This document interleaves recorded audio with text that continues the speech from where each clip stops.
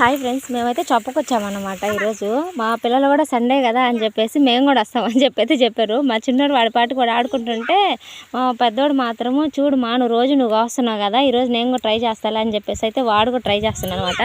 సరే నేను కూడా సరేలే వాడికి కూడా ఎలా వస్తాము ఏంది అది ఈజీయే కదా అంటుంటే వాడు కూడా నేర్చుకుంటాను అని చెప్పి కొయ్యమని చెప్పాను. తెలుసుదిలే అని చెప్పేసి వాడైతే చూడు దాన్ని ఊపుతా ఉన్నాడు. పిల్లలు అయితే సరేలే వాడు కోసానన్నారు, చేయి కోసుకుంటాడు అది ఇది అని చెప్పేసి అయితే కొంతమంది అయితే ఎవరు, కానీ నేను చేసే చిన్న చిన్న యాక్టివిటీస్లో మాత్రం చేస్తానంటే మాత్రం చేపిస్తాను. ఎందుకంటే రీసెంట్గా చెప్పాను కదా నేను మా అత్తయ్య కాలు ఇరిగిందని చెప్పేసి, అప్పుడైతే నేనైతే వచ్చినప్పుడు మాత్రము రోజుకు 4-5 సార్లు చేతులు అయితే కట్ చేసుకొని పోతుండేదాన్ని.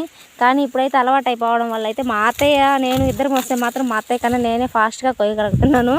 మా పెద్దోడు కూడా చూడండి కింద గొయ్యిని పైకి గొయ్యిని చక్కగా కోసిన ఎట్ట కోసిన నేర్చుకుంటానులే అని చెప్పేసి అయితే నేను కొయ్యమని చెప్పాను. పర్వాలేదు ట్రై చేస్తున్నాడు, బాగానే కోస్తున్నాడు. ప్రజు ఏమి ఎట్లుంది? రోజు ఈజీ అంటున్నావు కదా నన్ను, ఇప్పుడు నీకు ఈజీగా ఉందా ఎట్లుందా? ఈజీగానే ఉందా? సరే మరి రోజు నువ్వే వచ్చి కోస్తావా? ఇంకా ఇంకెప్పుడు కోస్తావు? లేట్గా కోసినా కానీ నీ మోపు నువ్వు కోసుకొని కట్టుకుంటావు. అయితే నువ్వు మోసం అంత చిన్నదే, చిన్న ఆవులకే అయ్యి పెద్ద ఆవులకి నాన్న తెస్తాడు.